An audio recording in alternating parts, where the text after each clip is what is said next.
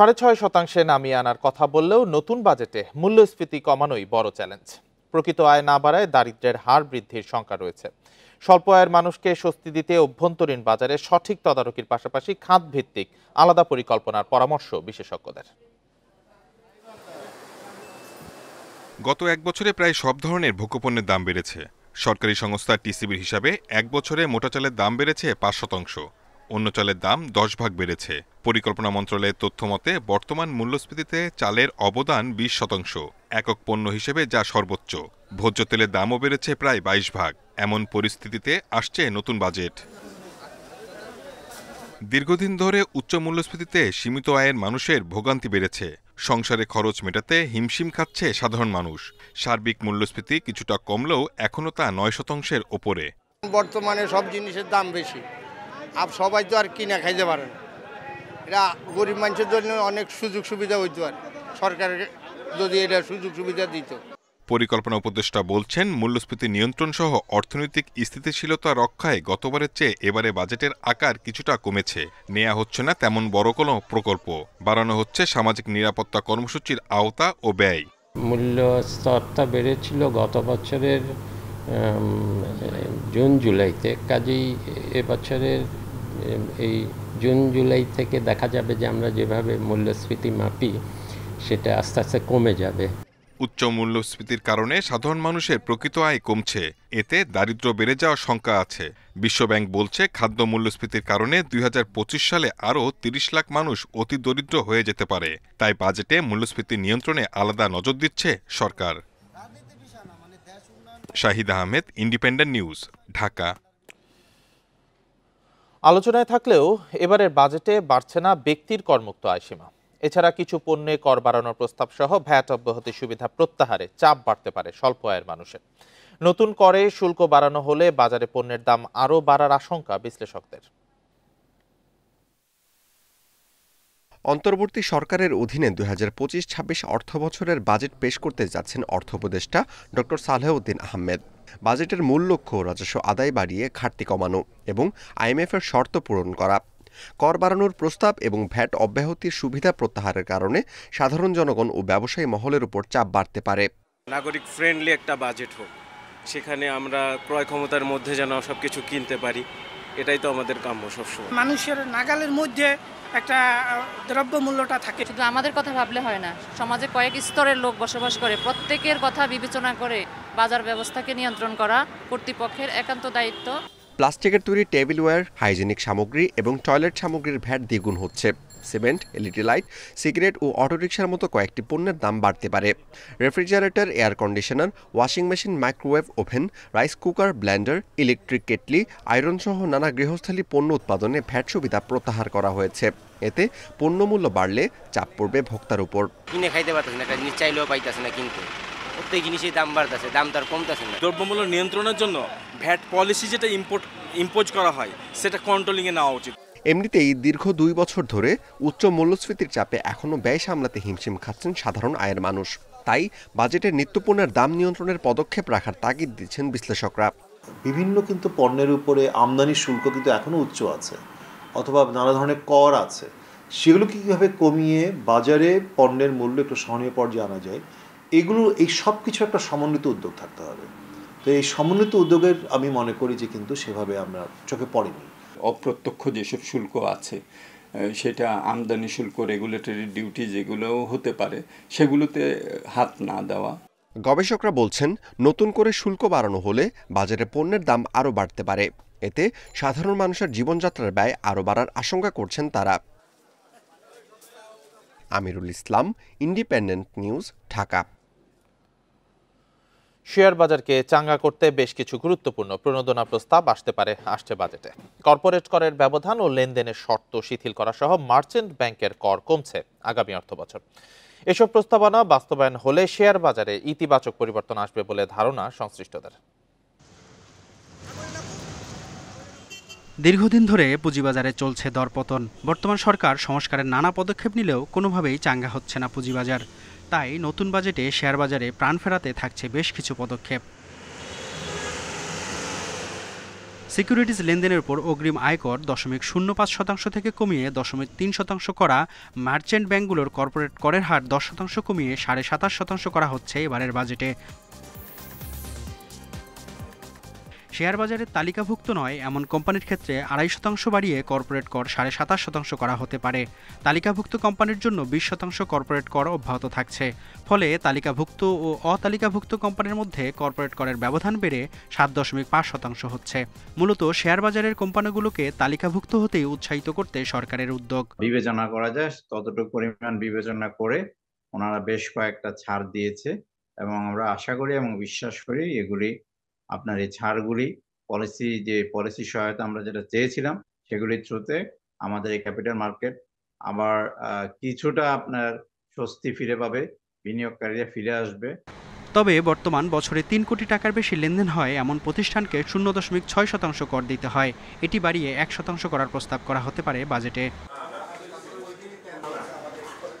এসব পদক্ষেপ সম্মিলিতভাবে শেয়ার বাজারকে একটি টেকসই এবং শক্তিশালী অবস্থানে নিয়ে যেতে সাহায্য করবে বলে ধারণা বাজার সংশ্লিষ্টদের। মেহেদী হাসান, ইন্ডিপেন্ডেন্ট নিউজ, ঢাকা। ব্যাংকের আমানতকারীদের জন্য আবগারি শুল্ক সহজ করছে সরকার।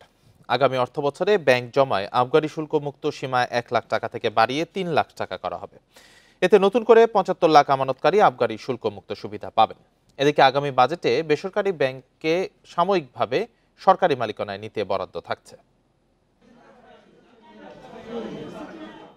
অর্থের নিরাপত্তা, সঞ্চয়, বিনিয়োগ সহ নানা প্রয়োজনে ব্যাংকে প্রতিদিনই বাড়ছে লেনদেন। বাংলাদেশ ব্যাংকের তথ্য মতে 16 কোটির বেশি গ্রাহক রয়েছে ব্যাংকে। বর্তমানে 1 লাখ টাকা পর্যন্ত গ্রাহকের ব্যাংক হিসাবের স্থিতিতে কোনো আবগারি শুল্ক দিতে হয় না। আবার 1 লাখ থেকে 5 লাখ টাকা পর্যন্ত 150 টাকা এবং 5 লাখ থেকে 10 লাখ টাকা পর্যন্ত 500 টাকা আবগারি শুল্ক দিতে হয়।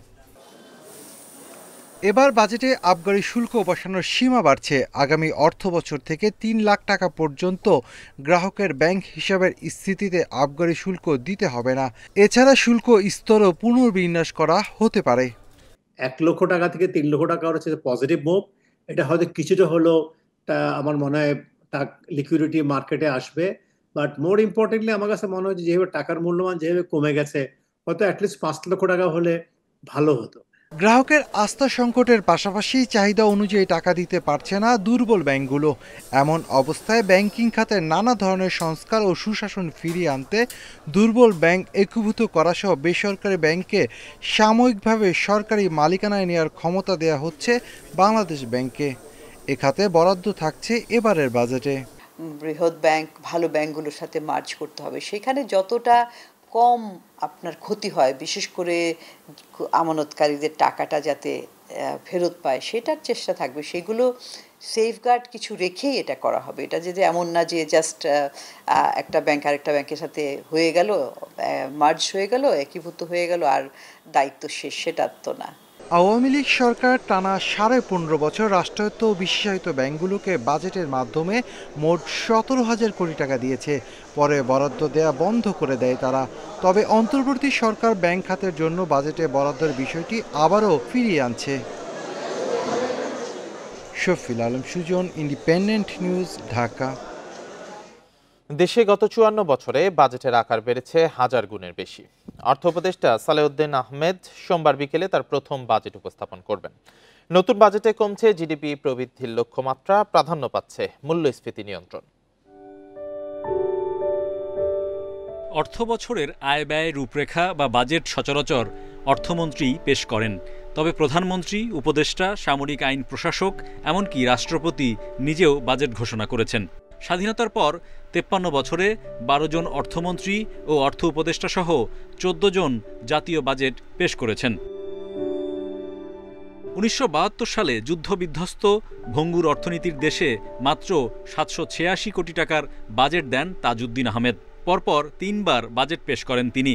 সবশেষ বাজেটের আকার ছিল 1084 কোটি টাকা।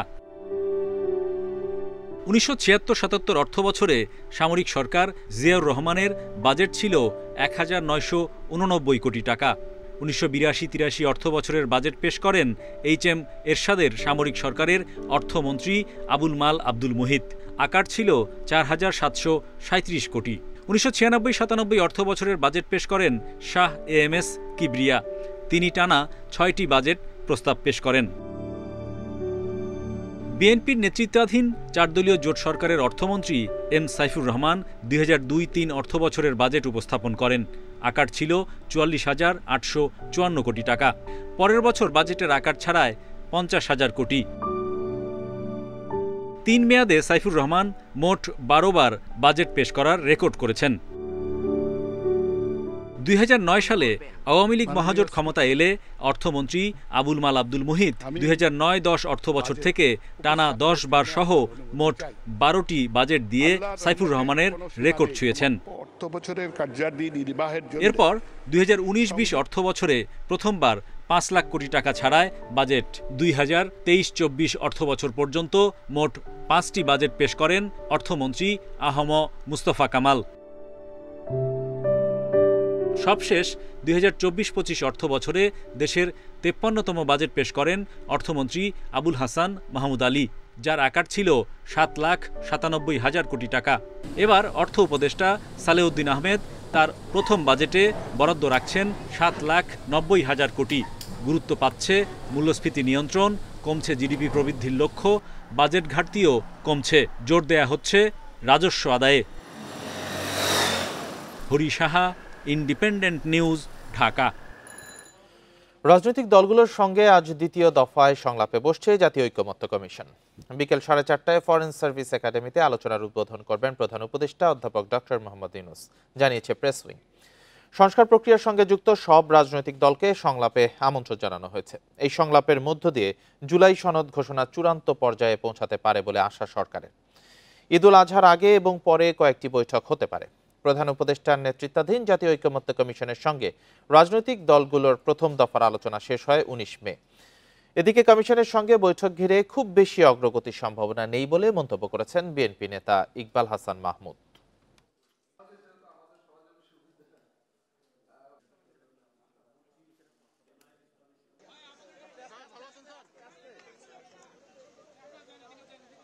ওনারা যে কোশ্চেনের আমরা উত্তর দিয়েছি, যেগুলোতে আমরা অ্যাগ্রি করেছি সেগুলোতে টিক মার্ক দিয়েছি, যেগুলোতে অ্যাগ্রি করি নাই সেখানে আমরা ফুটনোট দিয়ে দিয়েছি।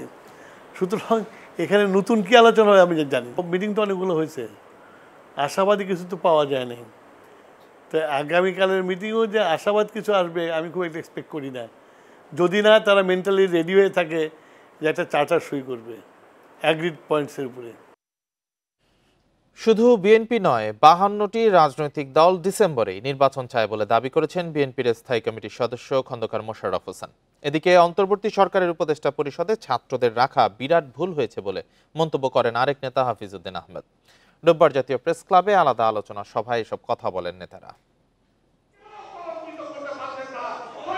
শহীদ রাষ্ট্রপতি জিয়াউর রহমানের শাহাদাত বার্ষিকী উপলক্ষে জাতীয় প্রেস ক্লাবে আলোচনা সভার আয়োজন করে মুক্তিযোদ্ধা দল। এতে বিএনপির স্থায়ী কমিটির সদস্য অবসরপ্রাপ্ত মেজর হাফিজউদ্দিন আহমদ বলেন, ছাত্রদের ভুল পথে পরিচালিত করেছে অন্তর্বর্তী সরকার। এই লড়াকু ছাত্রদেরকে ভুল পথে পরিচালিত করেছে বর্তমানের এই উপদেষ্টা পরিষদ। এই উপদেষ্টা পরিষদ তারা এই ছাত্রদেরকে লাইসেন্স দিয়ে দিয়েছেন। 2-3 জন যারা উপদেষ্টা পরিষদে ছিল মন্ত্রীর মর্যাদায়, তাদের বিরুদ্ধেও দুর্নীতির অভিযোগ এসেছে। এতে করে দেশের ক্ষতি হলো, তাদের ক্ষতি হলো।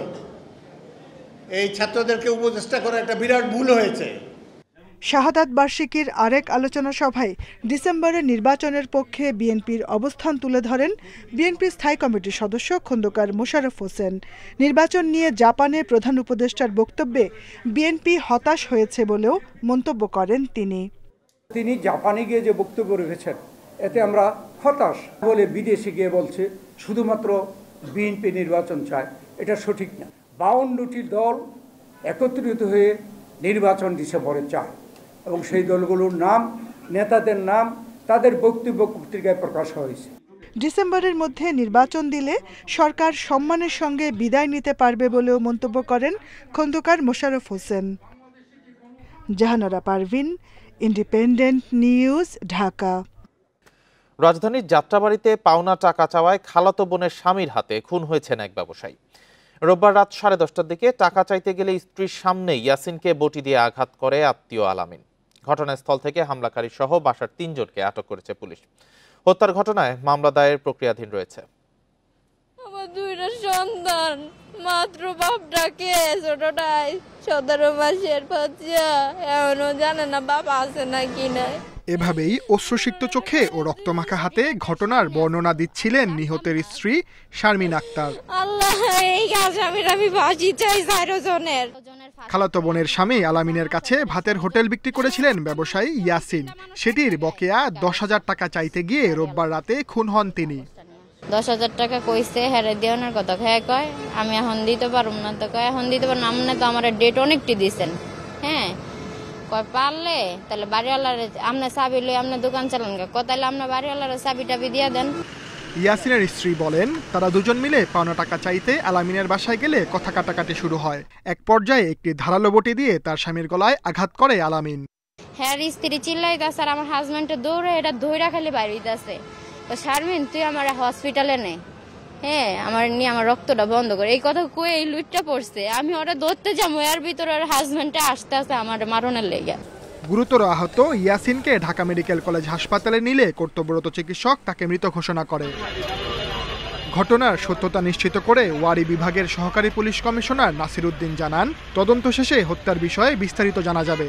দোকানদার 3 মাস আগে তার যে ভিকটিম মারা গেছে, তার বউর খালাতো ভাই তার ছিল, তার থেকে কেনা মানে নিচ্ছে টাকা লেনদেন করছে। 10,000 টাকা মতো হিসাবের গন্ডগোল আছে। এটা নিয়ে তদন্ত দিয়া মানে সে মারা গেল। ইয়াসিনের মৃত্যুতে পিতাহারা তার 2 সন্তান। স্বামীর হত্যাকারীর সর্বোচ্চ শাস্তির দাবি শারমিন আক্তারের। Sajjad Hossain, independent news, Dhaka. নরসিংদীতে নারী যাত্রী ধর্ষণের মামলায় রাইড শেয়ারের মোটরসাইকেল চালক শাহ পরানকে গ্রেপ্তার করেছে পুলিশ। রোববার সিনিয়র জুডিশিয়াল ম্যাজিস্ট্রেট মেশকাত ইসলামের আদালতে হাজির করার পর ভুক্তভোগী নারীকে ধর্ষণের কথা স্বীকার করে জবানবন্দি দেয় আসামি। এর আগে শনিবার রাতে কেরানীগঞ্জে শাহ পরানকে গ্রেপ্তার করে পুলিশ। পুলিশ জানিয়েছে 28 মে বিকেলে রাজধানীর মিরপুর 12 নম্বর থেকে শ্যামলী যেতে রাইড শেয়ারের মোটরসাইকেলে ওঠেন ভুক্তভোগী নারী, কিন্তু তাকে গন্তব্যে না নিয়ে রাত 9টার দিকে নরসিংদীর পলাশের নির্জন স্থানে নিয়ে গিয়ে ধর্ষণ করেন শাহ পরান। ওই নারীর কাছে থাকা নগদ অর্থ ছিনিয়ে নিয়ে হত্যার হুমকি দিয়ে বিকাশের মাধ্যমে পরিবারের কাছে থেকে অর্থ আদায় করে পরান। 999-এ ফোন পেয়ে তাৎক্ষণিক ওই নারীকে উদ্ধার করে হাসপাতালে ভর্তি করে পুলিশ। 29 মে শাহ পরানকে প্রধান আসামি করে অজ্ঞাত 2 জনের নামে মামলা করেন ভুক্তভোগী নারী। সক্রিয় মৌসুমী বায়ুর প্রভাবে সোমবার পর্যন্ত সারা দেশেই বৃষ্টি হতে পারে। এ সময় কোথাও কোথাও ভারী থেকে অতি ভারী বৃষ্টিরও শঙ্কা রয়েছে। আবহাওয়া অধিদপ্তরের তথ্যানুসারে আজ রংপুর, চট্টগ্রাম, সিলেট সহ 9 জেলার দক্ষিণ পূর্ব দিক দিয়ে ঘন্টায় 45 থেকে 60 কিলোমিটার বেগে ঝোড়ো হাওয়া বয়ে যেতে পারে। এসব এলাকার নদীবন্দরে 1 নম্বর সতর্ক সংকেত জারি রয়েছে। সারা দেশে দিন এবং রাতের তাপমাত্রা প্রায় অপরিবর্তিত থাকবে। বৃষ্টির প্রভাব কেটে গেলে আবারও বাড়তে পারে তাপমাত্রা। ভোর 6টা পর্যন্ত গত 24 ঘন্টায় দেশের সর্বোচ্চ বৃষ্টির রেকর্ড করা হয় সিলেটে 405 মিলিমিটার। এ সময় নেত্রকোনায় 179, চট্টগ্রামে 120 ও ঢাকায় 33 মিলিমিটার রেকর্ড করা হয়।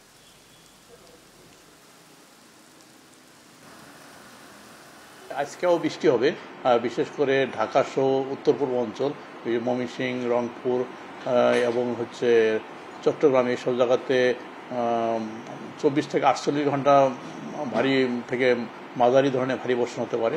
তবে অন্য জায়গায় তুলনামূলক কম বৃষ্টি হবে। তো আমরা আশা করি যে 72 ঘন্টা পর থেকে দেশে অনেক জায়গায় বৃষ্টি কমে যাবে। জমে উঠেছে কোরবানির পশুর হাট। ক্রেতা বিক্রেতাদের উপস্থিতিতে চলছে দেশি গরু ও ছাগল বেচাকেনা। প্রাকৃতিক উপায়ে কোরবানির পশু মোটা তাজাকরণ করছে খামারিরা। হাটে তুলনামূলক ক্রেতা কম থাকায় চিন্তায় খামারিরা। শেরপুরের নকলায় জমে উঠেছে পাঁচকা কোরবানির পশুর হাট। ছোট, মাঝারি ও বড় আকৃতির পশু নিয়ে হাটে আসছেন খামারিরা।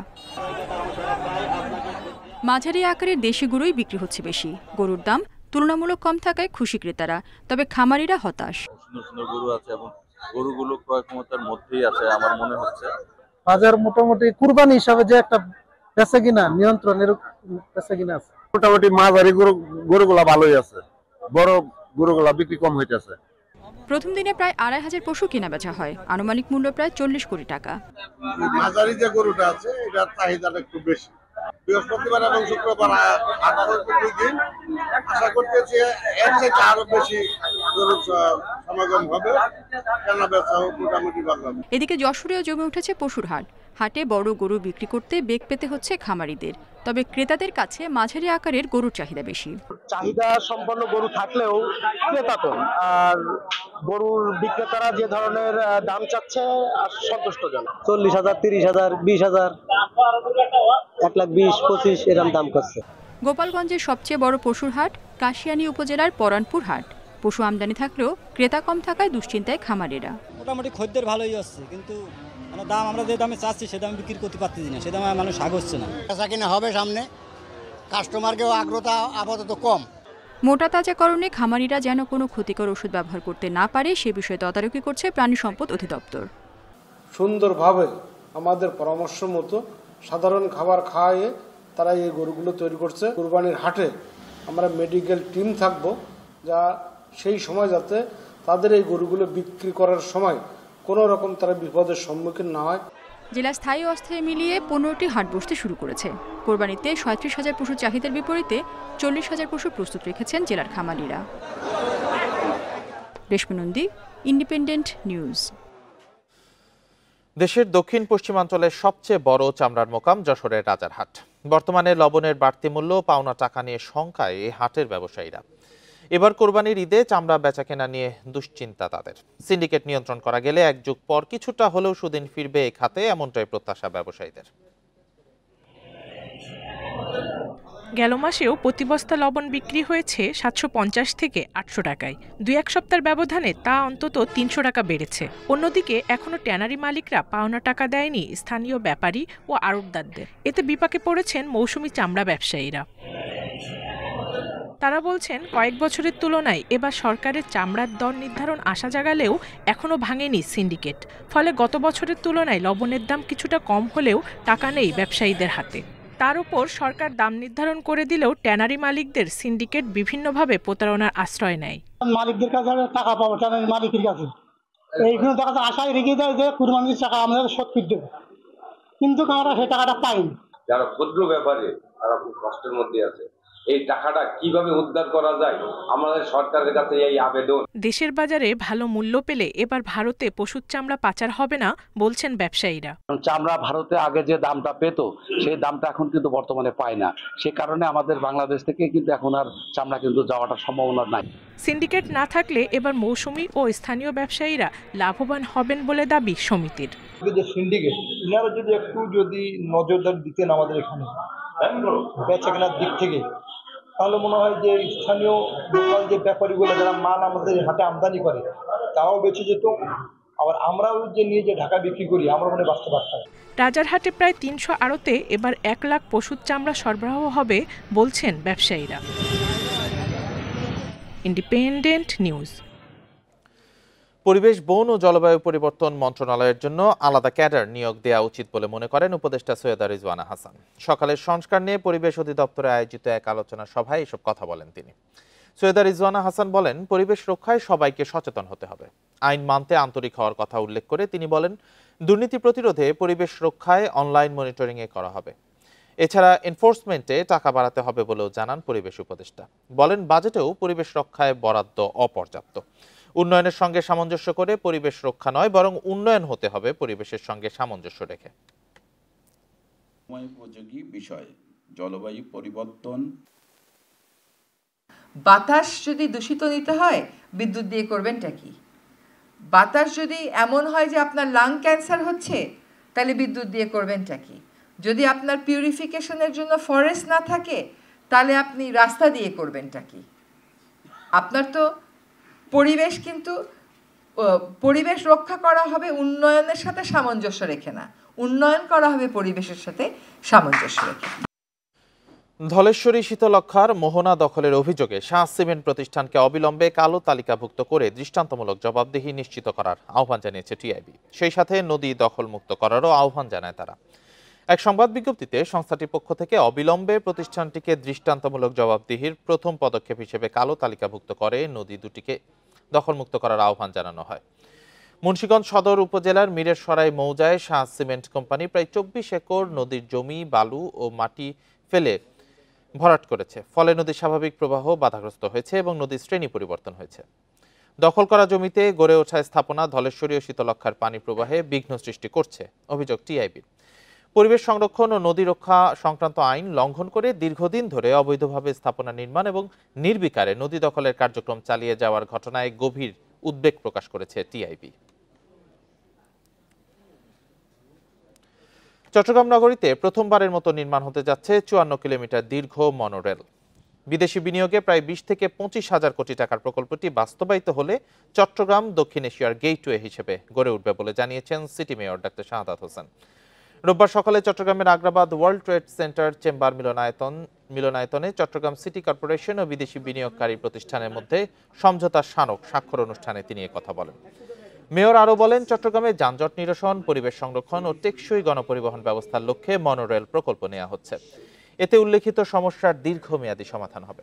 প্রস্তাবিত প্রকল্পে অর্থায়ন করবে বিদেশি প্রতিষ্ঠান ওরাসকম কনস্ট্রাকশন ও আরব কন্ট্রাক্টরস। চট্টগ্রাম সিটি কর্পোরেশন শুধু ভূমি বরাদ্দ ও প্রয়োজনীয় লজিস্টিক সহায়তা দেবে বলে জানিয়েছেন ডাক্তার শাহাদাত হোসেন।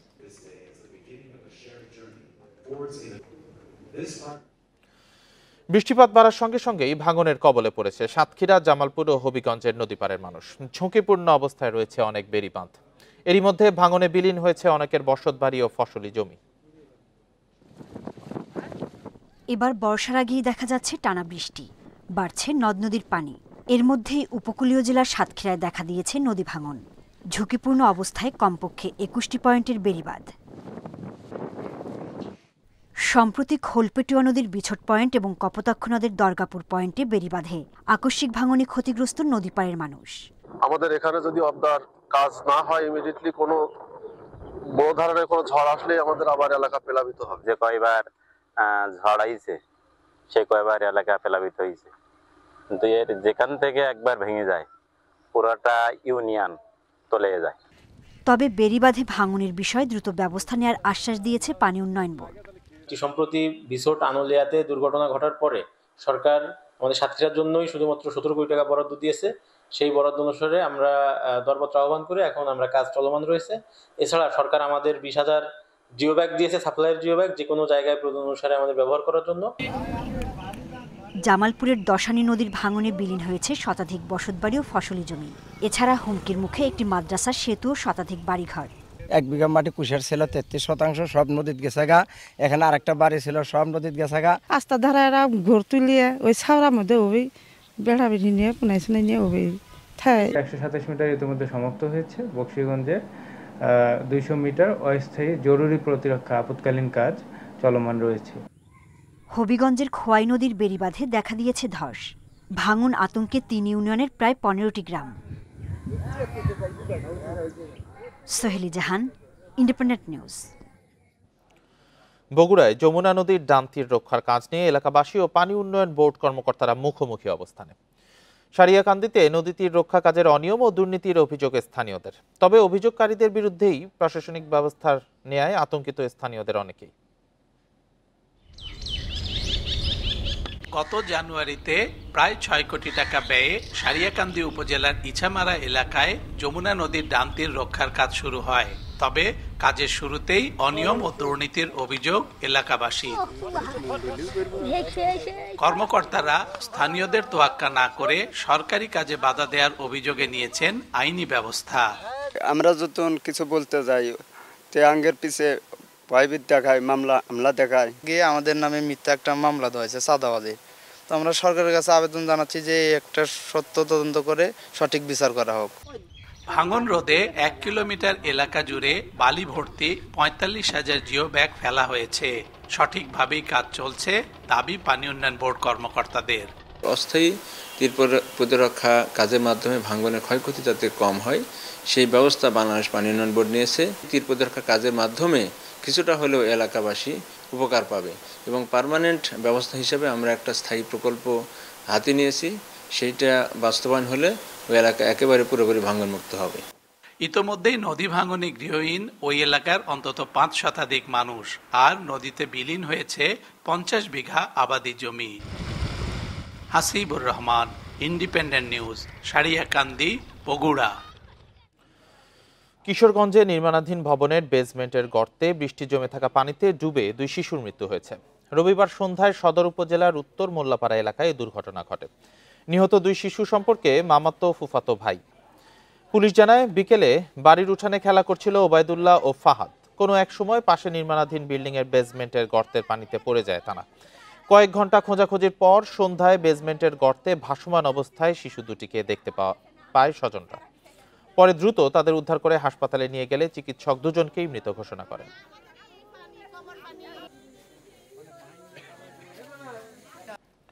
আর এই ছিল এখনকার সংবাদে। ইন্ডিপেন্ডেন্ট টেলিভিশনের সব খবর আরো বিস্তারিত জানতে চোখ রাখুন ফেসবুক, ইউটিউব, এক্স। এতক্ষণ যারা সাথে ছিলেন ধন্যবাদ সবাইকে।